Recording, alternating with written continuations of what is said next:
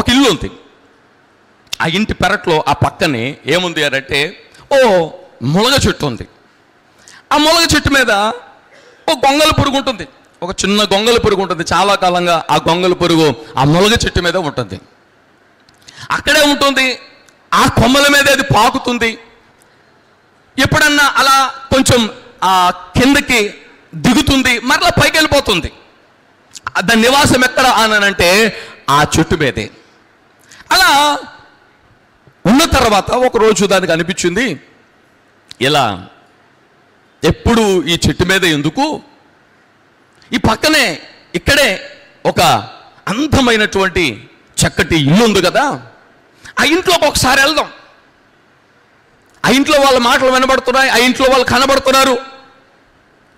అయితే ఒకసారి ఆ లోపలికి వెళ్ళి ఒకసారి చూసొద్దామని చెప్పి ఎక్కడో చిటారు కొమ్మనున్నటువంటి ఈ గొంగళి పురుగు ఏం చేసింది అంటే నెమ్మదిగా దిగి ఇప్పుడు ఎక్కడికి ప్రయాణం కట్టింది అని అంటే ఆ ఇంట్లోకి ప్రయాణం కట్టింది. ఆ ఇంట్లోకి నెమ్మదిగా అది వెళ్తూ ఉంది.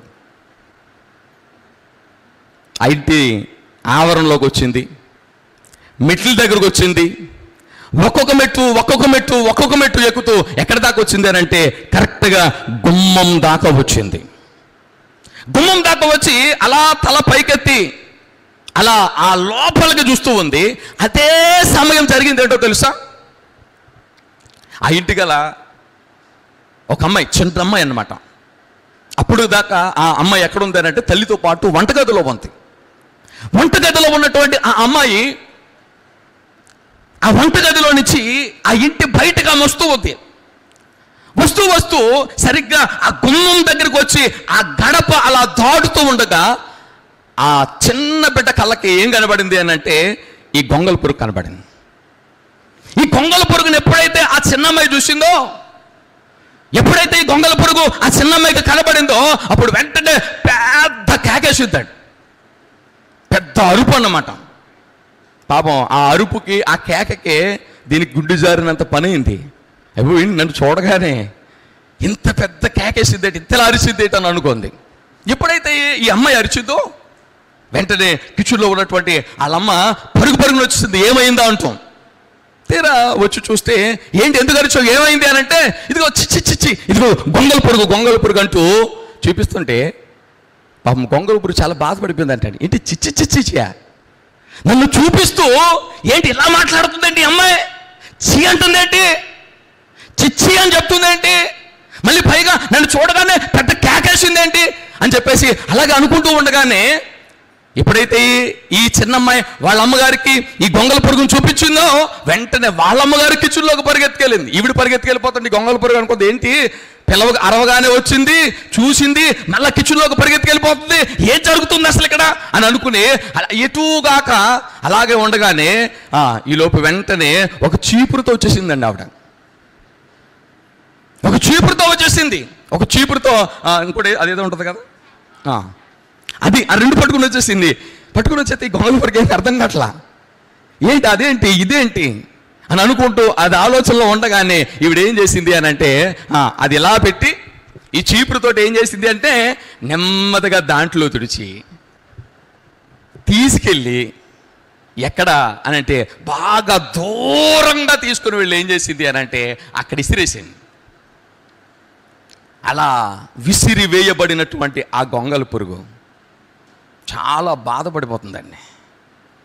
అదేంటి, చిన్న అమ్మాయి కూడా నన్ను చూసి చీ అన్నదేంటి, చిన్న అమ్మాయి కూడా నన్ను చూసి అసహ్యించుకుంటుంది ఏంటి, నేను మరీ అంత అసహ్యంగా ఉన్నానా, నన్ను చూస్తుంటే మరీ అంత అసహ్యంగా కనబడుతున్నానా. పోన్లే, ఆ పిల్ల ఏదో చిన్నపిల్ల, నేనంటే తెలీదు, నా అందం తెలీదు, మరి అమ్మకేమైంది, పెద్దదే కదా, తనకైనా అర్థం కావాలి కదా. మరి వాళ్ళమ్మ కూడా చీపురు తెచ్చి ఇంత పనికిరాని దాన్ని పాడేసినట్లుగా ఆమె కూడా అసహించుకుంటూ, అసలు ఆ చూడగానే ఆ మొహంలో చూడండి ఆ భావాలు ఎలా ఉంటాయి. ఇక అవన్నీ తలపోసుకుని చాలా బాధపడిపోయి అప్పుడు గొంగళి పురుగు ఏం చేసింది అని అంటే గూడు కట్టుకుంది. ఏం చేసింది, గూడు కట్టుకుని ప్రార్థన చేయడం మొదలెట్టింది. ఏంటి అనంటే, నువ్వు నన్ను మారుస్తావా మార్చవా? ఇప్పుడు నువ్వు నన్ను ఏం చేయాలి? మార్చేయాలి.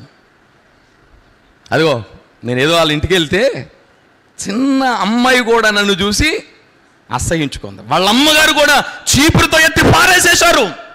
ఇక నేను బ్రతకను, ఇలాంటి జీవితం అయితే ఇక నేను జీవించను. నా కొద్ది జీవితం, నా కొద్ది బ్రతుకు, నన్నైనా మార్చు, లేదా నన్నైనా తీసేసుకో. నన్ను ఎందుకు ఇలా పుట్టించావు? నన్ను ఎందుకు ఇలా చేసావు? ఎందుకు నన్ను ఎందరో అలా అసహించుకుంటున్నారని చెప్పి అదేం చేసింది అనంటే, ఆ గూడు కట్టుకుని ఉపవాసం ఉండి ఆ గూట్లోనే అదేం చేస్తుంది అనంటే ప్రార్థన చేస్తుంది. ఇప్పుడు నేను మిమ్మల్ని అడుగుతున్నాను, గొంగళ పురుగు మారిపోవాలి అని అనుకుంటే ఎలా మారిపోద్ది? నేను అన్నది అది కాదు.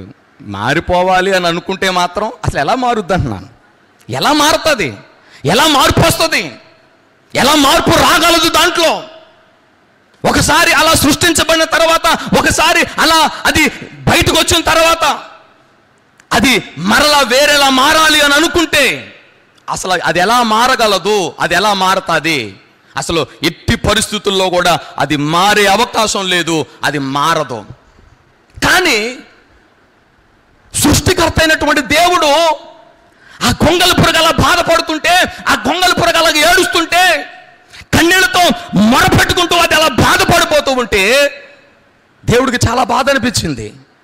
నిజమే కదా, దీన్ని అందరూ అసహించుకుంటున్నారు, దీన్ని అందరూ చూసి చేదరించుకుంటున్నారు, దీన్ని ఎత్తి బయట పారవేస్తున్నారు. ఇది కూడా తన స్థితిని బట్టి చాలా బాధపడుతుంది, చాలా వేదన చెందుతుంది. దీన్ని ఎలాగైనా మార్చాలి, దీన్ని ఎలాగైనా మార్చాలి. మార్చాలి అని అనుకుంటున్నటువంటి ఆయన, మార్చాలి అని అనుకున్నటువంటి ఆ దేవుడు దాన్ని ఎలా మార్చేశాడు అని కనుక మనం ఆలోచన చేస్తే ఎలా మార్చేశాడు చెప్పండి?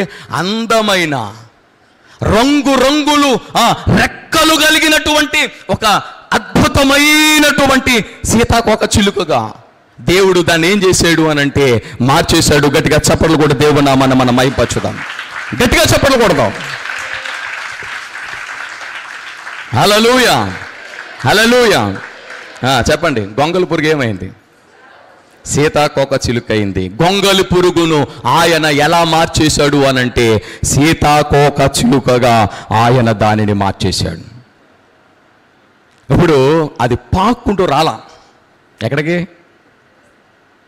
మరి ముందు అసహించుకున్నారుగా, చీదరించుకున్నారుగా, ఎత్తి బయటికి పాడేశారుగా. ఇప్పుడు చూసుకుంటే తన కళ్ళు తనే నమ్మలేని ఒక అందమైన అద్భుతమైనటువంటి రూపం, ఒక రూపాంతరం చెందింది, ఒక మార్పు అనేది తనలో వచ్చేసింది. ఇప్పుడు దానికి రెక్కలు వచ్చినాయి. ఆ ముళ్ళులాగా ఆ ఒళ్ళు గగురు పొడిచే విధంగా ఉండే అవి ఏవి కూడా తన శరీరం మీద లేవు. మొత్తం పూర్తిగా అదేమైపోయింది అని అంటే అది మారిపోయింది. ఇప్పుడు రెక్కలతో అది ఎగురుతూ అలా ఆ ఇంటి ఆ సమీపానికి వస్తున్నప్పుడు ఒకప్పుడు చూడగానే పెద్ద కేకేసి అరిసినటువంటి ఆ చిన్నమ్మాయి ఇప్పుడు ఏం చేస్తుంది అని అంటే దాన్ని పట్టుకోవడానికి ప్రయత్నం చేస్తుంది. ఇప్పుడు దాన్ని అందుకోవడానికి ప్రయత్నం చేస్తుంది.